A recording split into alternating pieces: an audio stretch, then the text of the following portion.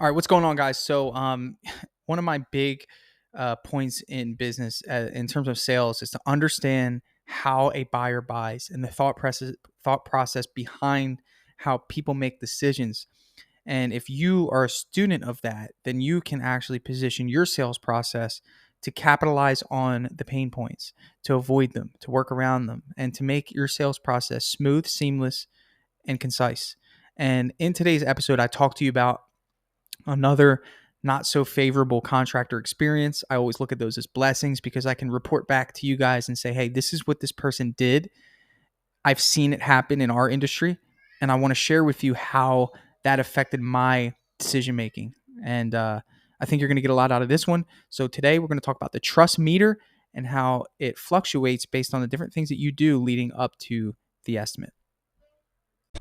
The big question you need to ask yourself every day is, do I own a job or do I own a business? And unfortunately, the majority of contractors out there own a job. That's right, they're a slave to their own business.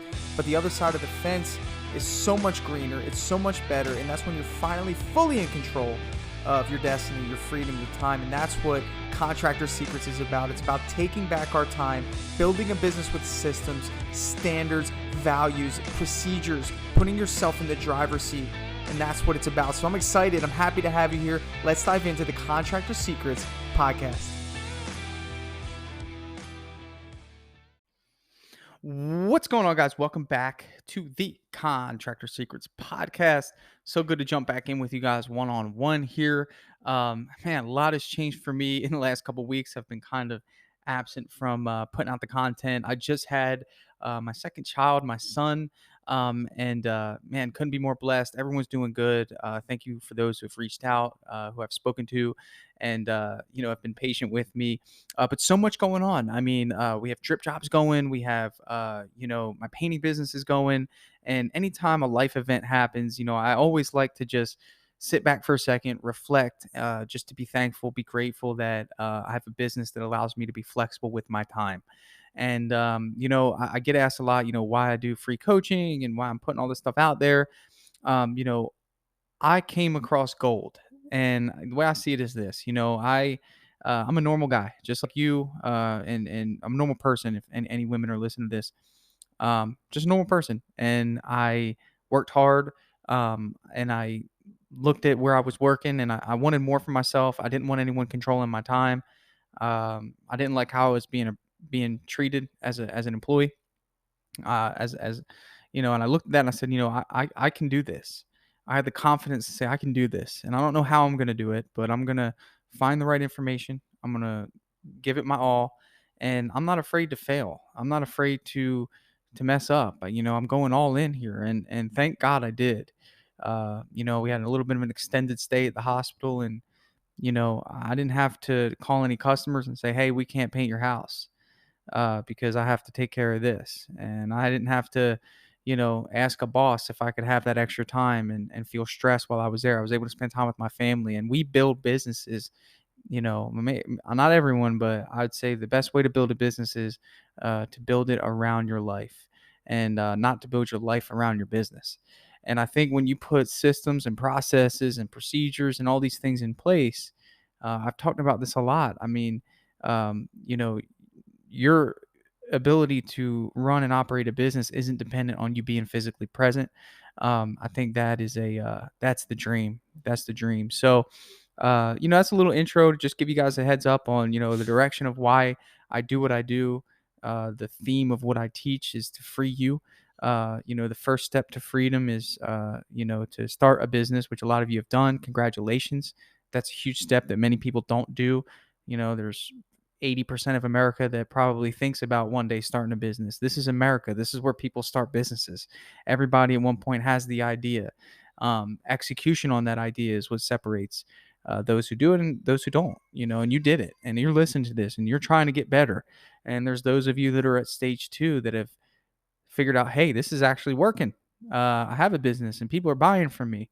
But then you get a little overwhelmed about how to organize everything, how to run and operate, how to manage employees. These are things that maybe you don't have experience with, that I have experience with, that I try to share. Like, hey, you need to create leaders. If you're a business owner, the worst thing you could possibly do as a business owner is to to create one leader, and that's you. And if you do that, then you have nothing but followers around you, and you can't grow and scale a business with nothing but followers. You need leadership. You need other people to take ownership. Leadership is a form of ownership. And you might think, well, they don't own a piece of the business. Well, what you are giving is someone an opportunity to be held in a higher standard and a higher regard than they would somewhere else. And as humans, we do appreciate that. We want authority. We want to be trusted. We want opportunity. So if you can do a good job of creating that and building character, building on top of already developed character, I don't know if you've listened to podcasts before where I say character can't be trained or taught. It's an internal thing that only the individual can come to a realization to. If they do want to develop character, it's something that needs to be worked on every single day. It's like building a muscle. So for you to get someone in your business and doesn't have character, it just takes too long to develop for you to take on developing character. So hire for character and then train for skill. These are some principles that I've learned through hiring for skill and thinking that I can teach and train character, and that didn't work. So where I'm getting at with all this is when you build your business, you've got to understand you have an opportunity to be free. And the intro to this podcast is nothing but the truth. It's about working on your business, not in your business. I'll give you an example. I'm working with a contractor trying to get some work done at my house. It was a referral from somebody. First thing I did was call him. The guy said great things about him. I called him, didn't answer. His voicemail said, "Hey, this is whatever. Leave a message. Leave a text message. Do not leave a message. Leave a text message. Tell me your name and stuff." And I said, "All right, I could do that." So I left him a text message, my name.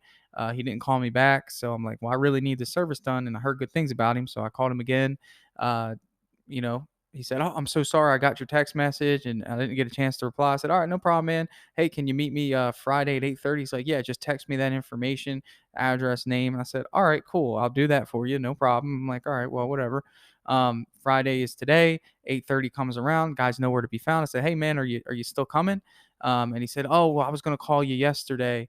I got a little tied up." And I'm thinking, man, like that's the standard. And this is a project that could be between 8 to 10 grand. And I just said, "You know what, man, thank you. I appreciate it." And I told him not to come. And then I said, "You know what, I need to find someone for this project." And I called a company that had good reviews. Um, uh, Immediately got a nice greeting on the phone. Immediately, my needs were met, and they said that they can come out immediately. And without getting other quotes, I just went with this person because of the trust, the communication, and the value. And it turned out to be a $9,500 job. Didn't even question the price. Said, perfect. That sounds great. And the difference between the two is one has systems and one doesn't. You know, and that's it. That's simple. And it leads me to the topic of today's podcast is, you know, um, I think that I'm a really good business owner, salesperson, because I'm also a good buyer. And when I buy, I look at these things and I say, how are my customers perceiving my company? And I like to break it down like this: how easy is it to buy from you? You know, that guy who I got the recommendation from, he was winning the race. He was there. I mean, he was 80%. All he had to do was show up, give me a reasonable price. He would have got the job. He would have got 9 grand or whatever he wanted to charge. I think I would have went up to 11. I had 11 in my head of what this project would entail. And all he had to do was show up. All he had to do was give me a follow-up or a confirmation or something saying, "Hey, I'm running late, man. Can we do it in the afternoon?" No problem. He had no system in place. And he missed out on 10 grand. Whatever he was doing cost him 10 grand. I'll just say 10 grand. Okay. He didn't have a system in place. How easy is it for people to buy from you? First of all, his system for intake was completely disarray, right? And if this is your system, you're losing so much opportunity from educated buyers who value this sort of thing, like me. And we're going to pay for good service, and we want to pay for good service. We understand the value of paying for good service. Don't get us wrong, you know. So for me, it's like, how easy was it to buy from this person? Well, number one, I got his number. Okay, made the phone call. Cool. Didn't get anyone on the phone. So as him knowing how busy he is, how hard would it be for him to find somebody to pay them $100 a week to answer his phone for him? That's an investment, knowing that he needs to create a system because he constantly misses phone calls. He misses phone calls so much that he actually has to create a voicemail that says, hey, if you're receiving this voicemail, text me. Do not leave a voicemail. That's how busy and backed up this gentleman is, to the point where he can't even answer phone calls from people that want to do business with him. Okay. That's number one. Number two, when I did get a hold of him after trying again, okay, remember, this is a recommendation. So this is why I'm investing and going with this person. He was highly recommended, okay, for his work, not for his communication or for his customer service, which I value, as you can see. So I reached out to him again. He told me, okay, great. Can you text me all the information? So he didn't have a system to intake me. I had to do. I'm thinking, man, you're putting me to work. All right, man. I guess I'll text you this information. Cool, no problem. So he didn't have a system in place to intake my information. Okay, this is a business owner here. We're talking about a business owner, and we're talking about a problem that many of us are experiencing right now. And just these two things you might not think were a big deal before this podcast, but now you're thinking, man, you know, I can see how my customers would be frustrated with that. And I need to create a system for that. What he should have done is, if he had Dripjobs or if he had another software, I don't know, but this is what we do, in the event. First of all, I have someone answer my phones. That's number one. It's $100 a week. Come on. Okay. That's number one. Number two, in the event that someone didn't get on the phone and they had to call me again and I had to speak with them, I'm not putting them to work. I have something. At the very least, he should have said, okay, what's your first name? What's your last name? What's your email? What's your phone number? What's your address? What do we need done? How do we need it done? When do we need it done? Okay, fine. He didn't do all that. He wanted me to text all that to him. Okay. Well, what he should have done was had a form for me to fill out. And what we do with Dripjobs is everyone gets a link. They send that to their customer. It intakes all the information, puts it into the CRM, and a follow-up gets sent out immediately. Okay, saying, hey, we received your request. Thank you so much for reaching out. So if he had all that information, okay, I would have appreciated a confirmation after I told him, hey, 8:30. Okay. He didn't text back and say, okay, good to go. So I said, all right, well, hopefully he shows up at 8:30 on Friday. 8:30 on Friday comes around, well, 8:40, and he's nowhere to be found. And then I have to call him again. Hey, are you coming? Oh man, sorry, I got backed up. I'm doing this thing. Weird excuse. I don't know. Sorry, man. Thanks. I'm good. Okay, I'm good. So how easy is it for people to buy from you? And guys, I think about it like this: for premium painting, it's so easy. First of all, they can find us easily when they need to find us. And I've done that through SEO, having the most reviews. These are things that you've got to invest in. So when people have a need, they can find you. Okay. Once they find you, how easy is it for them to buy from you? And you got to think about this. How easy is it for people to buy from you? Think about it. Do they have to do work like I had to do with this guy? I had to literally physically do work. I had to text him all this information, and I had to stay on top of him. I mean, without me paying a dollar. I mean, you should be servicing me. That's not customer service.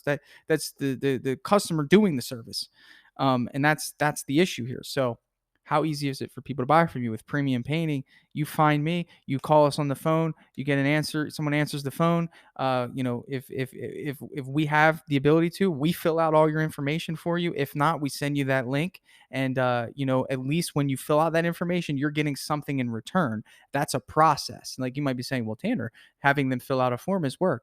Is it though? Because what it's also allowing them to do is it's allowing them to choose on their end what dates and times they want us to come out. So instead of them sitting on the phone with us, having to tell us that anyway and looking at their calendar, they have a moment to think to themselves, okay, well, I can have them come out Monday or Wednesday. Okay. And then this time, okay, perfect. And they get that instant gratification of submitting that, and then instant gratification again with a text message saying, hey, we received that request. Just give us a few hours or a few minutes or a few hours, and we will actually confirm that request in a little while. And then once I receive the information, boom, I hit confirm. They get another text message confirmation. Okay. How easy is it to buy from you? And that to me is a solid, smooth, seamless process to keep the trust meter high. Because what that is, guys, is essentially, and I say this, I said this before, every customer you interact with starts off with a trust meter. Now, with this gentleman that I got the referral from, okay, he was at 80%. If I had to say 80%, again, all he had to do was show up, give me a quote, say he's going to do a good job.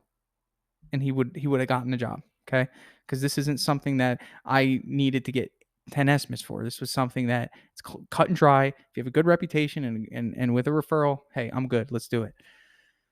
80%. Now, if I were reaching out like I had to do because this guy didn't show up, my trust meter probably starts at about 25% just by the online reputation. So, what did I do? I went online, I saw who had the most reviews, most 5-star reviews. My trust meter starts at 25%. I don't know these people. I haven't spoken to anybody. All I know is they have a good reputation. Trust meter's at 25%. When they answered the phone, trust meter, boom, up 10. 35%. Friendly greeting, hey, thank you for calling so and so, how may we help you? Boom, 10% right there. Okay. Hey Tanner, asking the right questions. Okay, so what do you need done? Oh, okay, so this is what you want done. Awesome. And then oh, okay, like having a good conversation, asking the right questions, dialed in, 10% there, 45% trust meter for me to hire them. Okay, when can you come out? Oh, well, perfect. So actually, let me call the tech right now. He might be around the corner from there. We might be able to get out today and take care of that for you. Boom, that's a 20% for me. So he's up to 65% just right then and there. Okay. Now, if he shows up on time, what happens? Okay. So, he reached out to me. Hey, I'm 20 minutes away. He sends me a text message, let me know he's on the way. Boom. That's another 10%. So we're at 75% trust right there. And this wasn't a referral. This was somebody that I reached out cold on my own, never worked with them before, never heard of him other than this Google reach out. Okay. And I'm at 75% trust. He's beating the other guy simply by his ability to provide a good customer service experience to me. All right. So when he gets there, I'm looking for his expertise. He's telling me about things that I should do, things that I shouldn't do. Making it a smooth experience. Answer my questions before I ask them. Boom. That's 10%. He's at 85% right now. Okay. 85% trust, guys. This is the trust meter. And I want you to know that every customer that you deal with is going through this thought process. 85% trust. Okay, so when he gets there, obviously, what's he got to do? He's got to quote it. So when he quotes it, does he write something out? Does he give me something formal? Does he, boom, gave me something formal? That's another 10%. He's at 95% trust right there. So all he's got to do at that point in time is show up, and he's hit 100% trust. This is a company that I want to work with. Okay, the trust meter. And what that person did, and on the other side of things, that guy started at 80%. When he didn't answer the phone, that dropped down to 75%. Okay. And then when I had to call him again, that dropped down to 65%, down 10. And then when he didn't follow up with me after I confirmed the appointment, that's another 5%, 70%. And when he didn't show up, obviously that's negative 50. When you don't show up and you don't call and tell me, you're down to 20%. I'm scared of you. Okay, you guys got to know that customer service experience is going to push you over the edge. That's the trust meter. So yeah, so I want you to think about that going forward. I want you to think about how easy it is for people to buy from you, and what that trust meter is from the time they put in that initial request to the time you show up, and that is going to kick the bucket over. That's going to get people to choose you over the competition. You've got to be a good buyer in order to be a good seller. Um, when I sold cars, it would be hard for me to convey to the customer to buy a Toyota if I was driving a Nissan. I had to buy the car. I bought a Camry. And do you know how much better it was for me to be able to sell? It's because you see how that works? Like, you've got to know what the buying process is like in order to tweak it, perfect it, and implement it. So I hope that helps. I hope you guys take that and run with it. You guys are awesome. Thank you for the support on this podcast. So many people listen to it now. I didn't anticipate it. I'm really grateful. I'd love anyone listening to this. If you're in your business, I would love to chat with you. Like, I know there's so many people that I don't even know who listen to this. And there's nothing that makes me happier than doing the business breakthrough. So if you ever want to jump on, please do. It's not, don't think of it as like, oh, I'm going on there for help. Like, you're not going on here for help. You're going on here for a perspective. It's like, all the great athletes, everybody who is at the top of their game, they still get a different perspective. Hey, maybe you should tweak your shot this way. Maybe you should shoot this way, or maybe you should dribble this way, or maybe you should swing this way. And that's what I'm here to do, is kind of like look at your situation and give you an opinion that you could either take or you can reject. But at the very least, my goal is to give you a perspective to see things from a different way. Because sometimes when our head's down and we're just moving forward, boom, boom, boom, boom, boom, boom, boom. Everything that we've done up to that point is from our own ability And I think when you have somebody giving you a perspective, say, hey, man, you should actually think about this a little bit differently because of this way, it could really help. So don't think of it as help. It's just a perspective. That's why I try to let everyone know. So my goal is to do 100 more within a year. So that would put us at about 200 business breakthroughs. So that's pretty cool. We'll keep those going. So thank you guys again for listening. I hope you got something out of this. I'd love to hear your feedback. So reach out to me on Instagram at Contractor Coach. And of course, if you're interested in utilizing Dripjobs, I'd love to do a demo with you first. So if you want to reach out to me, we'll do a demo and I'll show you how it works. Thanks, guys. Dripjobs CRM is finally here. That's right. So Dripjobs is an automation platform for contractors, home service professionals that's going to automatically follow up with your customers. It's going to allow you to send invoices, estimates. It's going to allow you to send out blast marketing emails to individuals based on where they are in the buying process. This software is next level. And I'm reaching out to you. You're a listener of this podcast, and I want you to be one of the first ones to give it a shot. So if you want to see what Dripjobs can do for your business, I'd love for you to head over to dripjobs.com, sign up for a free demo, and get your team involved and let us sit with you and show you how powerful this software is. It's going to save you time, it's going to make you money, and you're going to love the features that are built into Dripjobs. So if you want to check it out, head over to dripjobs.com. And we will give you first priority being a podcast listener to be one of the very first to try out Dripjobs in your home service business. I'm super excited to share that with you, and I'll catch you on the next episode.